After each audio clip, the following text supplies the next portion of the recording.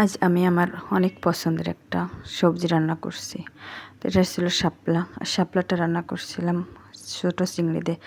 তো শাপলাটা প্রথমে আমি বেছে নিয়েছি, এখানে পরিষ্কার করে ধুয়ে নিয়েছি।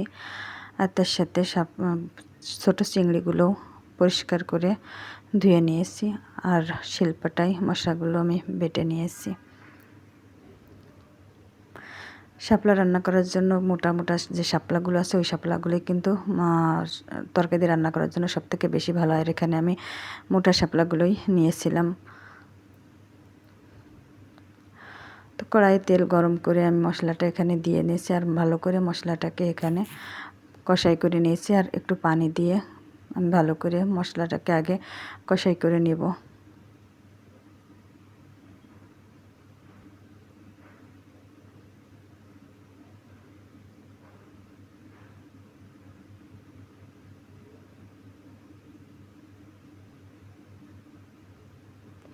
মশলাটাকে কষিয়ে নিয়ে তার মধ্যে চিংড়ি মাছগুলো দিয়ে দিয়েছি। আর চিংড়ি মাছ দিয়ে আর একটু ভালো করে কষাই করে নিয়ে তারপর চিংড়ি মাছটাকে আর একটু পানি দিয়ে কষাই করে নিব।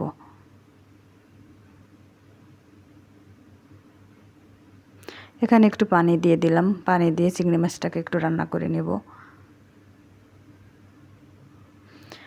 চিংড়ি মাছের পানিটা কমে গেছে, আর এখন আমি যে শাপলাটা ছিল আমি এখন এর ভিতরে শাপলাটা দিয়ে দেব।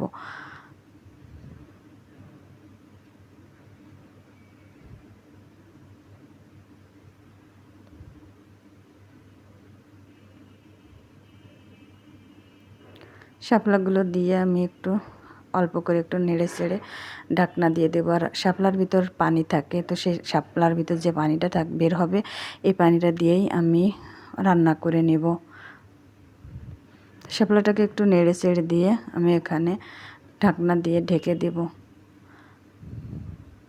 শাপলার তরকারিটা রান্না করতে কিন্তু খুব একটা দেরি হয় না, অনেক তাড়াতাড়ি কিন্তু এর রান্নাটা করা হয়ে যায়। তো যে পানিটা ছিল ওই পানিটাই কিন্তু আমি যে রান্না করে নিয়েছি, তবে আর একটু পানি আমি এখানে অ্যাড করব। আর একটু পানি দিয়ে আমি রান্না করে নেব, কারণ এখানে ঝোলের পানিটা কম হয়ে গেছে। আর একটু ঝোলের পানি দিয়ে নেব, এখানে ঝোলের পানিটা দিয়ে আর একটু রান্না করে নেব। আর এই রান্নাটা করতে কিন্তু অনেক সহজেই রান্নাটা করা যায়, আর অল্প সময়ে রান্নাটা করা যায়, দ্রুতই কিন্তু এই রান্নাটা হয়ে যায়। এখানে আমি একটু ঝোলের জন্য পানি দিয়ে দিচ্ছি, যে পানিটা ছিল তার ভিতর আরেকটু পানি আমি দিয়ে দিচ্ছি যাতে আমার ঝোলের পানিটা হয়ে যায়।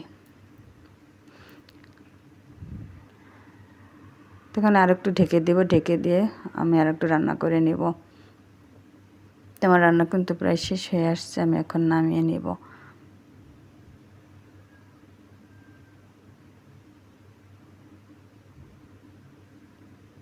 তো তরকারিটা কিন্তু অনেক মজার হয়েছিল, মাশাআল্লাহ। দেখতে যেমন লোভনীয় হয়েছে, খেতেও কিন্তু মাশাআল্লাহ অনেক মজার হয়েছিল। সবাই ভালো থাকবে, আল্লাহ হাফেজ।